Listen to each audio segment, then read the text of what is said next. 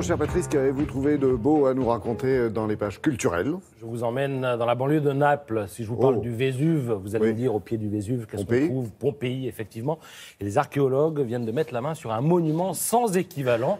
Il s'agit d'une sépulture romaine et, alors je lis dans le Figaro que c'est celle de l'impresario des Jeux du cirque de Pompéi, Aleius Nigidius Maius. Mais moi, ce qui me fascine, c'est moins la découverte. Non, mais c'est moins la découverte que le fait qu'ils aient réussi à savoir qui y avait dans le tombeau. Moi, ça me fascine. Alors, du coup, j'ai lu l'article. Alors, les indices, c'est quoi? C'est qu'on est en présence d'une sépulture qui fait 4 mètres de long. Donc, il y a du volume. On se dit, c'est quelqu'un d'important. Elle est recouverte de marbre blanc, matériau noble.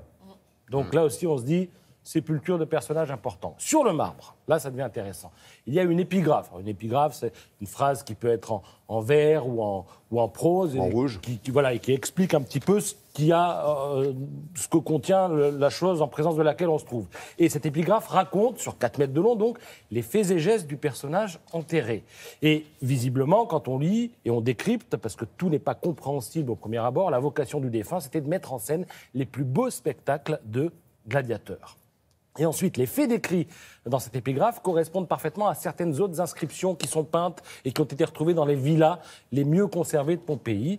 Ensuite, il y a l'excellent état du marbre. Il aurait été édifié juste avant l'éruption du Vésuve, en 79 avant Jésus-Christ. Tout ça correspond à l'époque où vivait notre impresario. Voilà. Et il y avait aussi des gens comme Pline qui avaient tellement décrit la ville qu'on savait aussi qui y habitait. On savait, parfois, effectivement, on avait le nom de certaines personnes, mais là, ils avaient le nom de l'impresario, et tous ces indices ont permis de dire, avec une quasi-certitude, que c'est bien lui qui est à l'intérieur de ce tombeau. Mais c'est étonnant, c'est vrai. C'est-à-dire dans le Figaro, ce matin. Alors, dans Le Parisien, tout autre chose, du Johnny sans Johnny. Alex, ça peut marcher? C'est quoi l'histoire? Ça va sortir avant la fin de l'année, un disque. C'est assez étonnant parce qu'en 60 ans de carrière, Johnny dit oui pour la première fois à un album de reprise de ses chansons.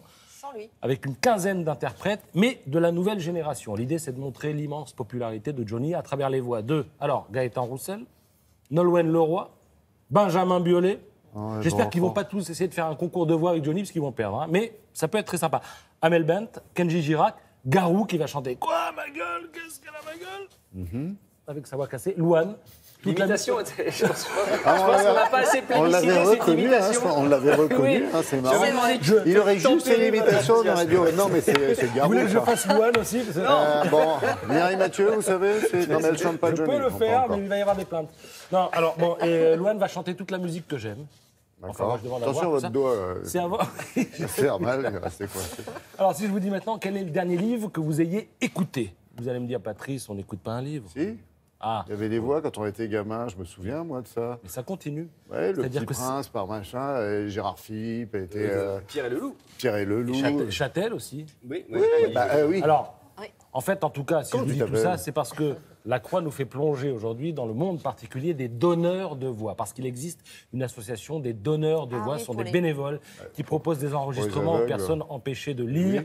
Alors, ce n'est pas seulement les non-voyants ou les malvoyants, il y a des gens qui ont eu des accidents vasculo-cérébraux, un accident vasculo-cérébral, une paralysie qui peut rendre difficile le fait de tenir un livre, de tourner des pages ou même de suivre le texte des yeux. Et il existe 115 bibliothèques sonores en France. La première a été montée en 72 par un ophtalmo. Et l'association donneurs de voix est aujourd'hui reconnue d'utilité publique, c'est-à-dire qu'elle bénéficie de l'exception du droit d'auteur.